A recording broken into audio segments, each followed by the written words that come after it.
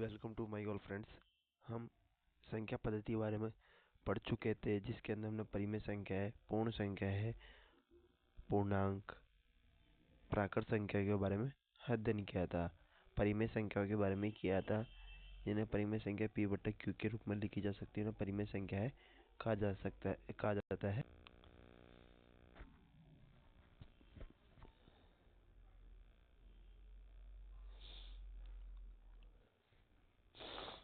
दो संख्याओं के मध्य आना परिमेय संख्या को ज्ञात भी किया था अपने r+s/2 के फॉर्मूले के माध्यम से। आज अपन 1.2 अपरिमेय संख्या। अपरिमेय संख्या वह संख्या होती है जिन्हें p/q के रूप में नहीं लिखा जा सकता है। p/q के रूप में लिखा जा सकता है, उन्हें परिमेय संख्या कहा जाता है।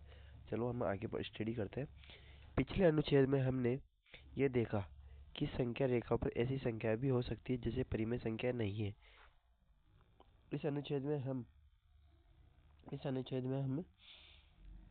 इन संख्याओं पर चर्चा करेंगे। अभी तक हमने जिन संख्याओं पर चर्चा की वे p/q के रूप में रही। v और q पूर्णांक होते हैं और q बराबर कभी भी 0 नहीं होता है।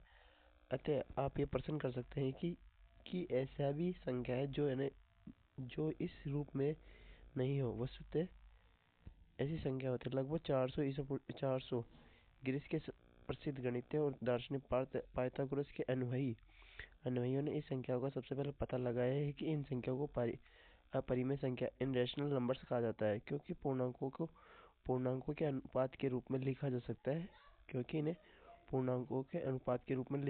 है। पाइथागोरस के एक अनुयायी क्रोटन के हिप्पार्क्स द्वारा पता लगाई गई ही अपरिमेय संख्याओं के संबंध में अनेक किंवदंती है।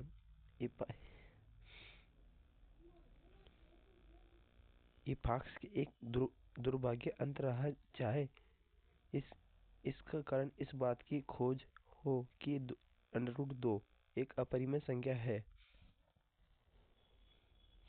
और आगे की ओर बढ़ते हैं। आइए अब इन संख्याओं को औपचारिक परिभाषा देंगे। संख्या s को अपरिमेय संख्या कहा जा सकता है। p/q के रूप में नहीं लिखी जाती है।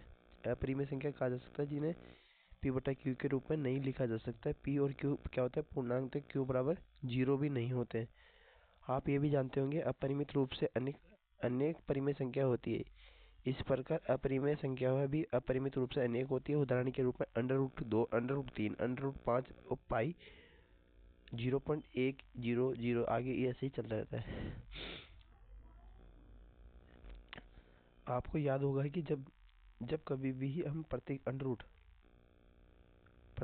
रूट का प्रयोग करते हैं, तब हम ये मानकर चलते हैं कि संख्या का धनात्मक वर्गमूल होगा। √4 का 2 वर्गमूल होता है, और यद्यपि 2 और -2 का वर्गमूल दोनों ही संख्या 4 के वर्गमूल है। ऊपर दी गई कुछ अपरिमेय संख्याओं के बारे में आप जानते हैं। उदाहरण के लिए ऊपर दिए गए अनेक वर्गमूलों की संख्या और पाई से आप परिचित हो चुके होंगे। पाइथागोरस के अनुयायियों ने यह सिद्ध किया है कि √2 एक अपरिमेय संख्या है। बाद में 425 ईस्वी के आसपास के साइरिन के थियोडोरस ने यह दर्शाया है कि √3, √5, √6, √7, √10, √11, √12, √13, √14, √15, √17 अपरिमेय संख्या है। √2, √3, √5 आदि की अपरिमेयता को उत्पत्तियों के द्वारा चर्चा पर कक्षा 10 में की जा चुकी है, जहाँ पाई का संबंध हजारों वर्षों से विविध संस्कृति इससे परिचित होती रही है। परंतु 1700 वर्षों के अंत में लैमेंडर लेजोर्ड ने सिद्ध किया है कि यह भी एक परिमेय संख्या है। पाई भी एक अपरिमेय संख्या है। अगले अनुच्छेद में हम इस बात पर चर्चा करेंगे कि 0.10, 11, 0, 11 आगे तक ये अपरिमेय संख्या क्यों नहीं है। आइए हम पिछले अनुच्छेद के अंत में उठाए गए प्रश्नों पर पुनः विचार करेंगे। इसके लिए परिमेय संख्याओं वाला थैला लीजिए आप। यदि हम थैले में अपरिमेय संख्या डालते हैं तो क्या अभी भी संख्या रेखा पर कोई संख्या बची रहेगी? इसका उत्तर है नहीं। यदि हम थैले में सभी अपरिमेय संख्या डाल दे तो अभी भी संख्या रेखा पर कोई संख्या बची रहेगी? उत्तर होगा नहीं।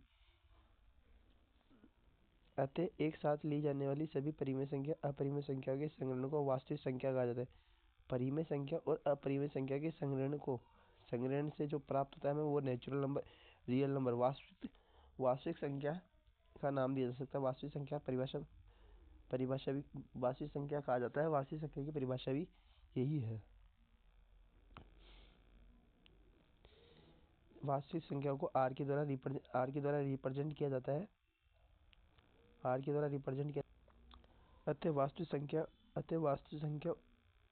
वास्तविक संख्या या परिमेय या अपरिमेय संख्या हो सकती है। अतः हम ये कह सकते हैं कि प्रत्येक वास्तविक संख्या रेखा पर एक अद्वितीय बिंदु से निरूपित किया जाता है। साथ ही संख्या रेखा को प्रत्येक बिंदु अद्वितीय वास्तविक संख्या को निरूपित किया जाता है। यही कारण है कि संख्या रेखा को वास्तविक संख्या रेखा कहा जाता है। वास्तविक संख्या की परिभाषा पूछी जाए तो अपरिमेय संख्या प्लस और परिमेय संख्याओं का संग्रहण, वास्तविक संग्रहण को ही वास्तविक संख्या कहा जाता है। आइए देखते हैं कि संख्या रेखा पर हम कुछ अपरिमेय संख्याओं का स्थान निर्धारित किस प्रकार कर सकते हैं। उदाहरण नंबर 3, संख्या रेखा पर √2 का स्थान निर्धारण कीजिए। किस प्रकार √2 का स्थान निर्धारण कीजिए, किस प्रकार करते हैं? यह सरलता से देखा होगा कि किस प्रकार √2 का पता लगा सकता है। एक यथार्थ मात्रक की लंबाई की भुजा वाला एक वर्ग OABC लीजिए। ये पाइथागोरस से यहाँ पे पाइथागोरस प्रमेय लागू होगी। पाइथागोरस प्रमेय k² बराबर a² प्लस लंबी स्क्वायर कर्ण स्क्वायर बराबर आधार स्क्वायर प्लस लंबी स्क्वायर होता है। ओबी करने लग गया, जैसे √1 एक का स्क्वायर प्लस 1 का स्क्वायर इक्वल √2। संख्या रेखा पर हम √2 को इस प्रकार निरूपित कर सकते हैं कि एक सरलता से ही किया जा सकता है। इस बात का ध्यान रखते हुए शून्य शीर्ष O से शून्य के साथ संपाती बनाते रहते हैं। आकृति 1.6 रेखा पर संख्या निर्धारित करते हैं। ये हमारी संख्या रेखा है, इस पर निर्धारित करते हैं। हम आगे की ओर बढ़ते हैं। वास्तविक संख्या रेखा पर √3 का स्थान निर्धारण कैसे करते हैं? ये आइए हम आकृति 1.7 को पुनः लेते हैं। आकृति 7.1 को पुनः लेते ही वाली आकृति के बारे में बात की जा रही है। आकृति 1.7 को लेते हैं। यदि OB एकक लंबाई वाला एक BD की रचना की जाती है, जैसे कि आकृति 1.8 में दिखाया गया है। पाइथागोरस प्रमेय लागू की जाती है। यहाँ पे भी पाइथागोरस प्रमेय लागू की जाती है। √2 का होल स्क्वायर प्लस 1 का होल स्क्वायर √ किया जाता है तो √3 प्राप्त होता है। एक प्रकार की सहायता से O को केंद्र मानकर OD त्रिज्या मानकर एक चाप खींचिए जो एक संख्या रेखा को बिंदु O पर काटता है। Q एक √3 के संगत होता है। इस प्रकार √n-1 का स्थान निर्धारण हो जाने के बाद आप √n का स्थान निर्धारण कर सकते हैं। और n क्या है? धनात्मक पूर्णांक है। ये आपकी प्रश्नावली 1.2 आ गई, 1.1 आ गई थी पहले। इन सब का आंसर हम आने वाली वीडियो में एक साथ प्रश्नावली 1.1, 1.2, 1.3, 1.4, 1.5, 1.6 में एक साथ आपको समझाते हैं। आगे का वास्तविक संख्या और दशमलव प्रसार। वास्तविक संख्या आपने पढ़ी है। वास्तविक संख्या वह संख्या होती है जिसके अंदर परिमेय संख्या प्लस और अपरिमेय संख्याओं का संग्रहण ही होता है, उसे वास्तविक संख्या कहा जाता है। इस अनुच्छेद में हम एक अलग दृष्टिकोण से परिमेय संख्या अपरिमेय संख्या का अध्ययन करेंगे। इसके लिए वास्तविक संख्या के दशमलव प्रसार पर विचार भी करेंगे और देखेंगे क्या हम परिमेय संख्या अपरिमेय संख्या में भेद करने के लिए इन प्रसारों का प्रयोग कर सकते हैं या नहीं। या हम इस बात की भी व्याख्या करेंगे कि वास्तविक संख्या के दशमलव प्रसार का प्रयोग करके किस प्रकार संख्या रेखाओं पर वास्तविक संख्याओं को प्रदर्शित किया जा सकता है, क्योंकि अपरिमेय संख्या की तुलना में परिमेय संख्या अधिक प्रचलित होती है। इसलिए हम अपनी चर्चा इन संख्याओं से आरंभ करेंगे। यहाँ हम 3 उदाहरण दिए गए हैं, 10/3, 7/8, 1/7। शेष फलों पर विशेष ध्यान दीजिए और देखिए कि आप कोई प्रतिरूप प्राप्त कर सकते हैं। उदाहरण के लिए 10/3, 7/8, 1/7 को दशमलव प्रसार के रूप में लिखा जाता है। दशमलव प्रसार का मतलब होता है कि इनको किस प्रकार का दशमलव प्रसार प्राप्त होता है, शांत होता है, अशांत होता है, अनावर्ती होता है, आवर्ती होता है, देखा जाता है। आगे की ओर हम देखते हैं। 10 में इनका डिवाइडेशन किया इनका भाग दिया जाता है। इनमें 10 में 3 का भाग, 7 में 8 का भाग, 1 में 7 का भाग दिया जाता है। तो हमें ये वाली हम भाग देंगे तो हमें ये वाली संख्या प्राप्त होती है 0.875, 0.1414287। इस प्रकार की संख्या प्राप्त होती है। ये किस प्रकार का दशमलव प्रसार है, हम आगे देखते हैं। यहाँ आपने किन किन बातों का ध्यान दिया होगा? आपको कम से कम 3 बातों का ध्यान रखना। कुछ चरण के बाद शेष या तो कुछ शून्य बच जाए, स्वयं की आवर्ती प्रारंभ कर दे।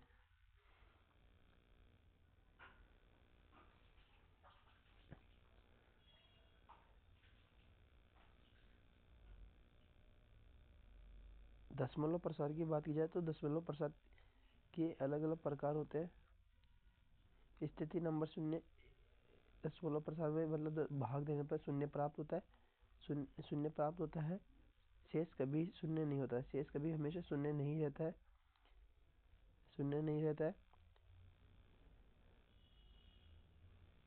यह रहती है। यदि शेषफल शून्य आता है, शेषफल शून्य होता है। 7/8 वाले उदाहरण में हमने ये देखा है कि कुछ चरणों के बाद शेषफल शून्य हो जाता है। और 7/8 का दशमलव प्रसार क्या होता है? 0.875 होता है। अन्य उदाहरण के लिए 1/2 डिवाइडेशन करेंगे, 0.5 प्राप्त होगा। 639 को 255 में भाग देंगे तो 2:556 प्राप्त होता है। इन सभी स्थितियों में कुछ परिमित चरणों के बाद दशमलव प्रसार का अंत हो जाता है। लास्ट में ये एंड हो जाता है, डिवाइडेशन नहीं जाता है। हमें ऐसी संख्याओं को दशमलव प्रसार को शांत दशमलव कहा जाता है, टर्मिनेटिंग कहा जाता है। शांत दशमलव ये दशमलव होते हैं, कुछ समय के बाद ये समाप्त हो जाता है, 0 पॉइंट कर करके कुछ समाप्त हो जाता है, उन्हें शांत कहा जाता है। शेषफल कभी शून्य नहीं होता है। आप भाग देते जाओगे तब तक भी शून्य नहीं रहता है, शेषफल शून्य नहीं होता है।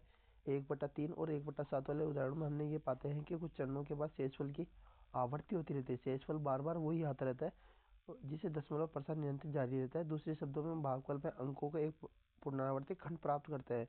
तभी हम ये कहते हैं कि ये प्रसार क्या है? अनवांछनीय आवर्ती है, नॉन टर्मिनेटिंग रिकरिंग है। उदाहरण के लिए हम कह सकते हैं 1/3 को डिवाइडेशन किया जाता है, भाग दिया जाता है तो 0.3333 प्राप्त होता है। तो ये अनवांछनीय आवर्ती है, नॉन टर्मिनेट रिकरिंग होता है। 1/7 में भाग दिया तो 0.128757127 यही बार बार रिपीटेशन होता है। ये नॉन टर्मिनेटिंग रिकरिंग होता है। ये देखने के लिए 1/3 के भाग की 3 की पुनरावृत्ति होती है। 3 की पुनरावृत्ति होती है तो हम इसे 0.3 के रूप में लिख देते हैं। इस प्रकार क्योंकि 1/7 के भागफल में अंकों के खंडन के 1428757 की पुनरावृत्ति होती है तो हम इसे इस प्रकार लिख सकते हैं कि 0.14287 को अंडर बार ऊपर की तरफ बार किया जाता है। इससे पता चलता है कि ये है ना आवर्ती हो रही, इन चीज़ों की बार बार डिवाइडेशन से बार बार आवर्ती हो रही। जहाँ अंकों के ऊपर लगाया गया दंड अंकों के उस खंड को प्रकट किया जाता है जिनकी पुनरावृत्ति होती है। साथ ही 3.57272 को 3.572 के रूप में लिखा जा सकता है। इस सभी उदाहरणों से अनावश्यक आवर्त दशमलव प्रसार प्राप्त होते हैं। आइए इस प्रकार हम देखते हैं कि परिमेय संख्याओं के दशमलव प्रसार केवल 2 विकल्प होते हैं, शांत और अनवांछनीय अशांत आवर्ती के। इस प्रकार इसके विपरीत अब अपना ये मान लीजिए कि संख्या रेखा पर चलने पर आपको 3.142678 जैसी संख्या प्राप्त होती है, जिसका दशमलव प्रसार कैसा है? शांत है। 1.2727 अर्थात 1.27 जैसी संख्या प्राप्त होती है, इसका दशमलव प्रसार कैसा है? अश्वांशनीय है।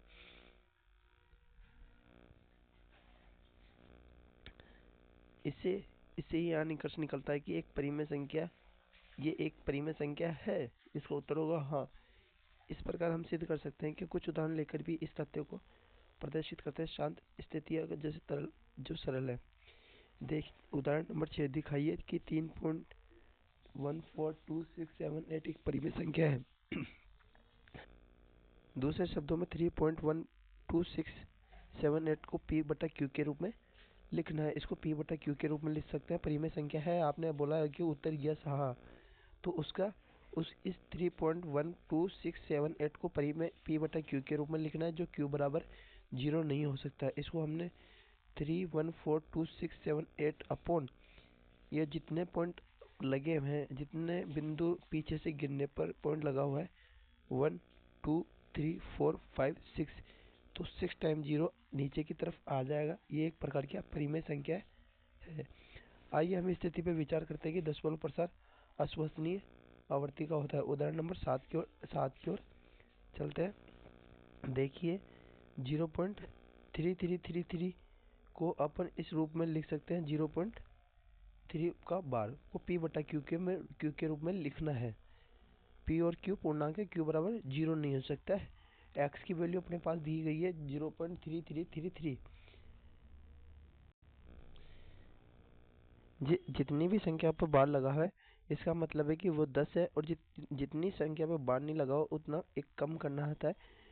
इसको हम 0.3 इक्वल टू, इसको अपन 3, इस पे बार लगा हुआ है तो ये 10 में से एक कम कर देंगे 9। इसको कटिंग करने के बाद आता है 1/3 का आंसर प्राप्त होता है। ये एक परिमेय संख्या के रूप में लिखा जा सकता है। देखिए यहाँ पे हमें यही प्राप्त हुआ है। उदाहरण नंबर 8 देखिए कि 1.272727 प्राप्त हुआ है। इसको अपन 1.27 को बार को p बटा q के रूप में लिख रहा है। इसको हम इजीली तरीके से अब देखते हैं। ये लिखते हैं p बटा q के रूप में 1.27 पर बार लगा हुआ है।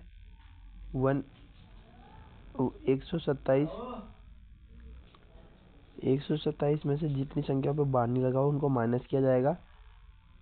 जितनी संख्या पर बार लगा हुआ है 100, और जितनी संख्या पर बार नहीं लगा हुआ वो एक माइनस कर दिया जाएगा। तो ये 127 में से 126 प्राप्त हुआ है, और 100 में से एक गया तो 99 प्राप्त हुआ है। इनका डिवाइडेशन, इनको कटिंग करने पर हमें प्राप्त होता है 14/11।